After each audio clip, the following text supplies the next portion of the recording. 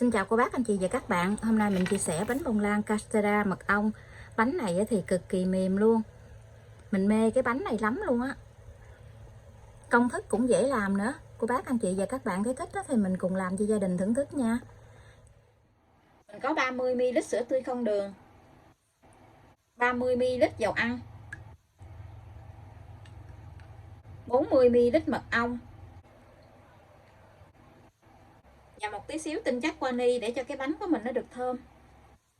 Mình trộn tất cả cái hỗn hợp này lại, mình trộn cho nó đều rồi mình để đây. Mình sẽ đi tách 6 cái trứng gà.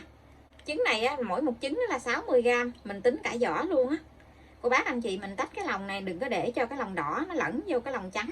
Thành phần nguyên liệu thì mình sẽ để bên dưới video trong phần mô tả để cho cô bác anh chị dễ chuẩn bị nha. Mình làm tới đâu thì mình sẽ chia sẻ cùng với cô bác anh chị tới đó. Trong 6 cái lòng trắng trứng này thì mình sẽ cho một tí xíu nước cốt chanh vô, có khoảng chừng 1 muỗng cà phê á. Mình cắt miếng chanh nhỏ vậy nè. Mình đánh cùng 160g đường. Cái máy của mình đánh hôm nay là cái máy 3 số. Trước tiên thì mình sẽ đánh ở số 1. Mình đánh theo chữ V ngược á.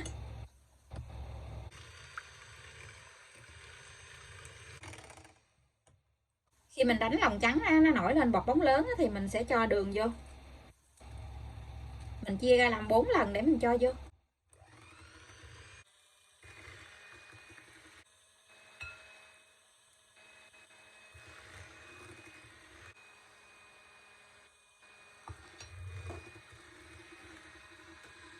Mình thấy cái bọt bóng nó mịn lại thì cô bác tăng lên số 3 nha.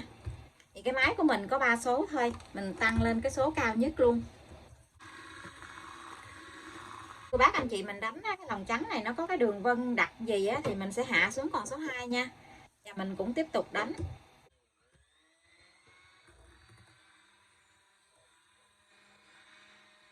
Khi mình dở cái que đánh trứng lên nó có cái chớp câu quặt xuống gì nè, cái chớp câu này nó mềm chứ nó không có cứng. Bây giờ thì mình sẽ cho lòng đỏ trứng gà vô. Phần lòng đỏ này mình chia ra làm 2 lần để mình cho vô. Mình dùng cái máy này mình đánh ở số 1. Mình vừa đánh mình vừa trộn á.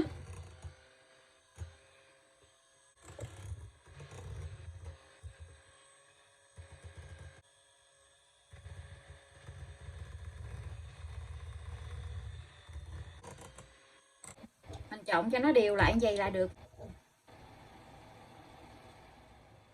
Sau cùng thì mình sẽ gây 160g bột mì số 8 vô. Bột này thì mình chia ra nhiều lần để mình trộn. Mình trộn nhiều lần nó mới đều. Mình dùng cái muỗng dẹt nè, mình trộn cho nó đều lại.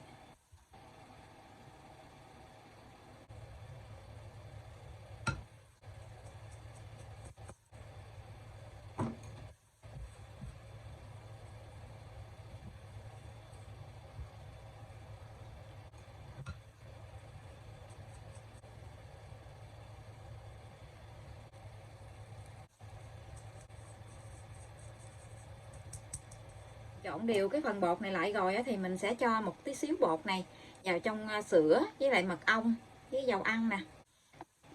Mình trộn trước gì nè, rồi mình cho vô trong cái bột thì nó sẽ đều hơn, nó không có bị chìm xuống dưới cái đáy tô.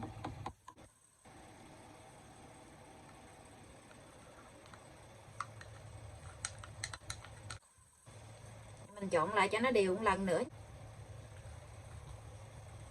Trộn đều lại rồi thì mình sẽ cho vào trong khuôn để nướng luôn. Hôm nay mình nướng cái khuôn vuông 25, mình lót miếng giấy nến ở bên dưới cái khuôn vậy. Khi mình cho bột vô trong khuôn thì cô bác lấy cái muỗng mình hứng vậy nè, để cái bột của mình nó được đều á.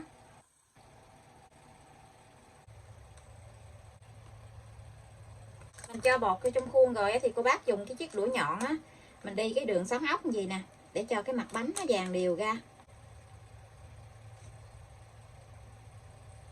Xong rồi thì mình thả cái khuôn xuống với cái bàn vài cái vậy, để cho cái bọt bóng nó bể bớt á. Cho khuôn vào trong lò để nướng luôn nha. Lò nướng thì mình đã mở lên cho nó nóng trước 10 phút. Lò nhà mình có 3 ngăn thì mình cho ở ngăn thứ 3, tức là ngăn dưới của lò luôn. Mình nướng ở nhiệt độ là 150 độ C, mở 2 lửa. Thời gian nướng là 50 phút, không cần mở quạt. Cô bác canh nhiệt độ nóng của lò nhà mình nha. Mỗi một cái lò nướng cái độ nóng nó khác nhau á. Rồi cái bánh của mình nó nở lên cao kìa. Cái mặt bánh phẳng lì luôn, vàng ôm, nhìn đẹp quá chừng luôn á. Mình nướng đã được 45 phút rồi. Dòng bánh Castella thì mình sẽ để cho cái mặt bánh đó, nó vàng cái màu cánh gián luôn. Như vậy thì mới đẹp. Nó thơm nữa. Mình mê cái dòng bánh này dữ lắm. Giờ bánh mình đã nướng xong. Cô bác anh chị mình hé cửa lò ra, mình để cái bánh ở trong lò 3 phút thì mình hãy lấy ra nha. Mình lấy ra liền á, cái bánh của mình nó dễ bị sốc nhiệt, nó bị xẹp mặt xuống á. Mình sẽ lấy miếng giấy nến đó, mình trải ra.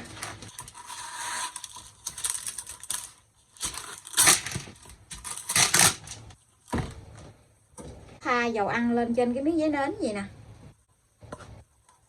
Thoa đều dầu ăn lên trên mặt giấy nến á.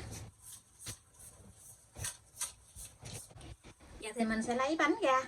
Khi mà mình lấy bánh ra thì cô bác thả cái bánh xuống dưới cái bàn vài cái như vậy, để cho nó thoát cái hơi ở bên trong ra. Cái miếng giấy nến đó mình đã thoa dầu rồi nè. Mình lật cái khuôn lại để mình lấy cái bánh ra.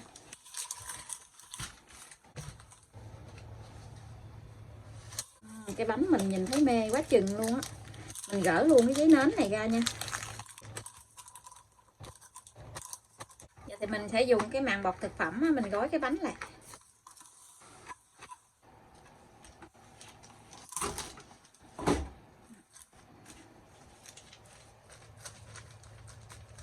Trong cái lúc bánh mình nó còn nóng gì mình gói gì lại luôn.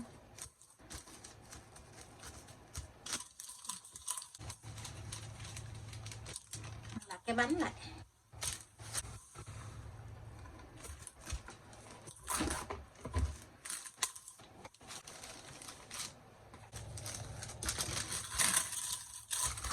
Mình gói lại gì mình để cho cái bánh nó nguội nha. Để cho nó nguội hẳn thì mình phải cắt ra. Nếu như có thời gian á, cô bác anh chị mình để cái bánh này qua 1 ngày á thì cái bánh nó sẽ ngon lắm. Cái độ dày của cái bánh nè.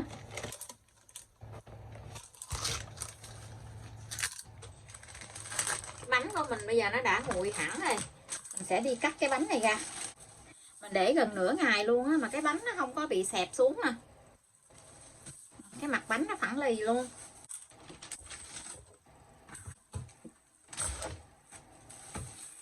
Mình để thêm tí xíu nữa cho nó nâu thêm, nó đen đen lại á, giống như màu caramel á thì đẹp lắm luôn. Cô bác nhìn nó bên dưới nè, thấy mê chưa? Trời ơi, thích quá chừng thích luôn. Sờ vô trong mặt bánh á, nó không có bị dính, nó không có bị dính cái tay á.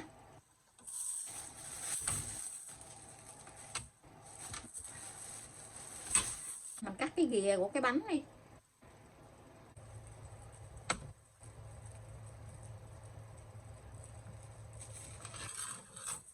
Cái bánh nó xốp nè.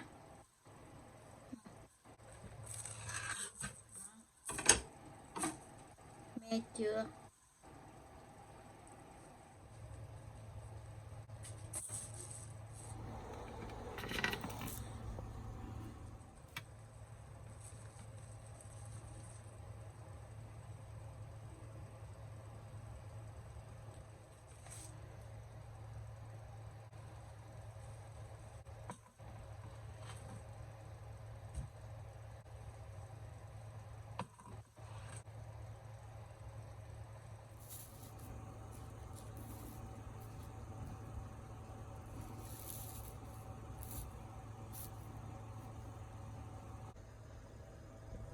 Bánh này cô bác cắt ra nhỏ nhỏ, cái mình gói trong cái màng bọc thực phẩm, mình để trong ngăn mát tủ lạnh, ăn cực kỳ ngon luôn.